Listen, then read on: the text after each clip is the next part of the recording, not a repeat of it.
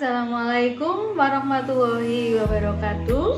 Selamat pagi anak-anak. Bagaimana kabar kalian hari ini? Tetap sehat dan semangat ya anak-anak. Karena ini pertemuan yang pertama, maka saya akan memperkenalkan diri saya.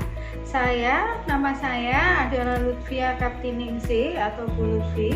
Saya nanti akan mengajar prakarya di kelas 7A sampai kelas 7I. Perlu kalian ketahui anak-anak bahwa di mata pelajaran prakarya ini ada dua aspek yang akan dipelajari. Yang pertama adalah aspek budidaya, sedangkan yang kedua adalah aspek pengolahan. Di aspek budidaya, kalian nanti akan diajarkan tentang budidaya tanaman sayuran. Sedangkan di pengolahan, kalian nanti akan diajarkan tentang pengolahan buah segar menjadi makanan dan minuman. Selanjutnya, untuk penilaian pada mata pelajaran prakarya, ini ada 3 penilaian, yaitu ada penilaian pengetahuan, keterampilan, dan penilaian sikap. Demikian anak-anak perkenalan dari saya. Kita lanjutkan dengan materi awal. Dalam peta materi budidaya tanaman sayuran, ada 3 hal yang akan kalian pelajari nanti. Yang pertama adalah tentang jenis-jenis tanaman sayuran. Kemudian yang kedua, sarana produksi dan teknik budidaya tanaman sayuran. Yang ketiga, memodifikasi media tanam. Materi yang pertama pada prakarya ini adalah jenis-jenis tanaman sayuran. Akan tetapi, sebelum kita memulai pembelajaran, saya mengingatkan kepada kalian karena sekarang ini masih dalam pandemi COVID-19. Untuk itu, kalian tetap menegakkan protokol kesehatan.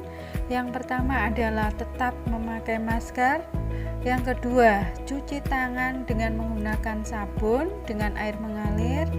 Yang ketiga, jaga jarak minimal 1 meter. Kemudian yang keempat, hindari kerumunan atau kumpul-kumpul. Kemudian yang kelima, menghindari mobilisasi. Selain itu, selain 5 hal yang perlu kalian tegakkan pada masa pandemi, kalian harus tetap berdoa kepada Allah Subhanahu wa Ta'ala. Semoga pandemi ini cepat berakhir. Kemudian jaga kesehatan dengan berolahraga dan makan makanan sehat yang bervariasi. Kita mulai saja anak-anak dengan materi pertama, yaitu jenis-jenis tanaman sayuran. Coba kalian amati pada slide. Itu di slide ada beberapa gambar tanaman sayuran. Kalian amati tanaman sayuran apa yang pertama, kedua, ketiga, keempat, dan kelima. Setelah kalian mengamati gambar dari beberapa tanaman sayuran, sekarang akan saya jelaskan apa tujuan pembelajaran yang kalian capai hari ini. Untuk tujuan pembelajaran pada pertemuan hari ini, yang pertama adalah kalian dapat menjelaskan pengertian dari budidaya tanaman sayuran. Yang kedua, kalian dapat membedakan jenis tanaman sayuran sesuai dengan manfaatnya. Yang ketiga, dapat mendeskripsikan jenis-jenis tanaman sayuran. Sebelum Bu Lutfi menjelaskan arti budidaya tanaman sayuran, kalian hendaknya perlu tahu dulu mengapa manusia itu perlu makan sayur. Sekarang kita lanjutkan dengan pengertian budidaya tanaman sayur. Pada slide ada 2 gambar. Yang pertama adalah gambar budidaya tanaman sayuran yang dilakukan pada pekarangan atau lahan yang cukup luas. Gambar yang kedua adalah budidaya yang dilakukan pada lahan yang tidak begitu luas. Dengan demikian, dari gambar-gambar itu bisa disimpulkan bahwa yang dikatakan budidaya tanaman sayuran adalah memproduksi atau memperbanyak jumlah tanaman sayur-sayuran dengan tujuan untuk dimakan sendiri ataupun dijual. Pengertian dari tanaman sayuran sudah Bu Lutfi jelaskan. Kita lanjutkan dengan jenis-jenis tanaman sayuran dan bagian yang dapat dimanfaatkan. Yang pertama adalah sayuran akar dan umbi. Sayuran akar dan umbi adalah bagian paling bawah dari tanaman sayuran.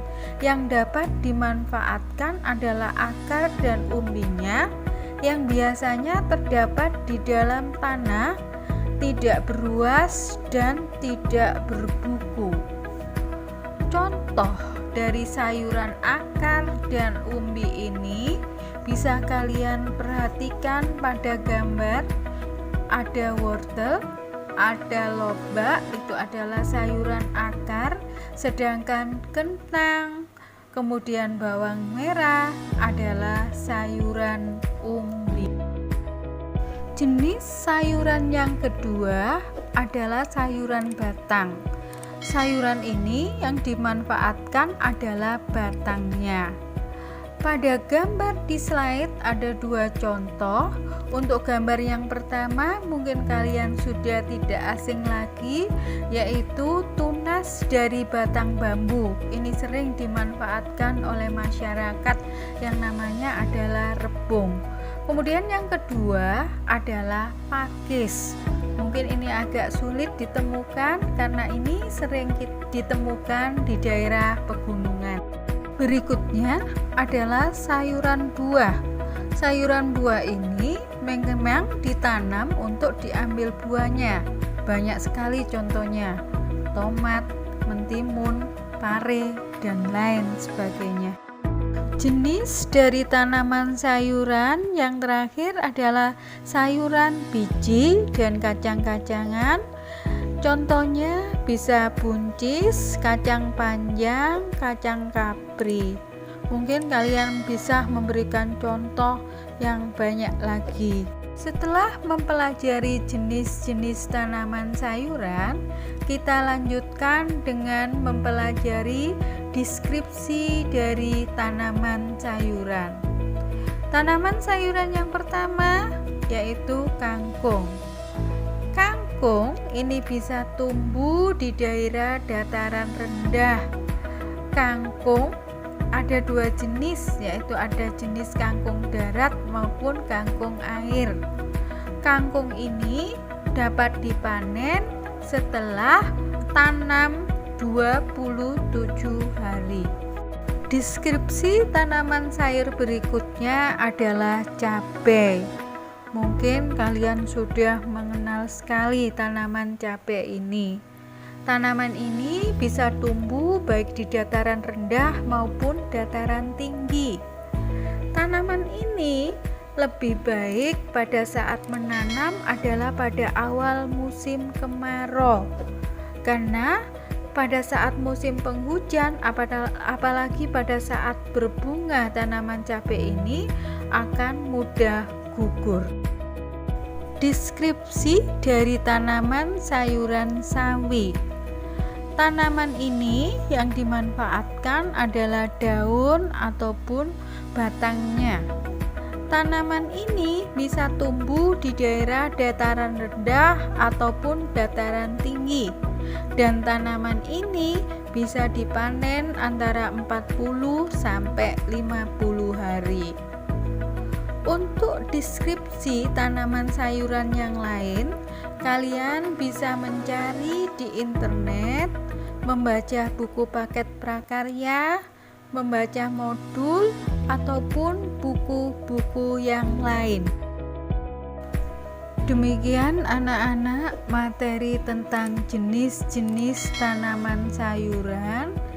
Mungkin di antara kalian ada yang belum paham, kalian bisa WA ke nomor Bu Lutfi.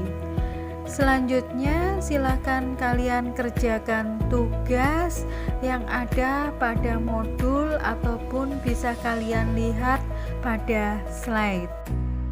Dari materi yang sudah saya sampaikan di atas, kalian baca rangkuman atau kesimpulannya ya. Akhirnya saya sampaikan terima kasih anak-anak semuanya atas perhatiannya. Anak-anak tetap semangat belajar, selalu berdoa, jaga kesehatan, tetap mematuhi protokol COVID-19 dan selalu berdoa semoga pandemi ini cepat berakhir sehingga kita semua bisa beraktivitas normal kembali, kalian bisa bertemu dengan teman-teman, bisa bertemu Bapak Ibu guru di sekolah. Amin amin ya robbal alamin. Wassalamualaikum warahmatullahi wabarakatuh.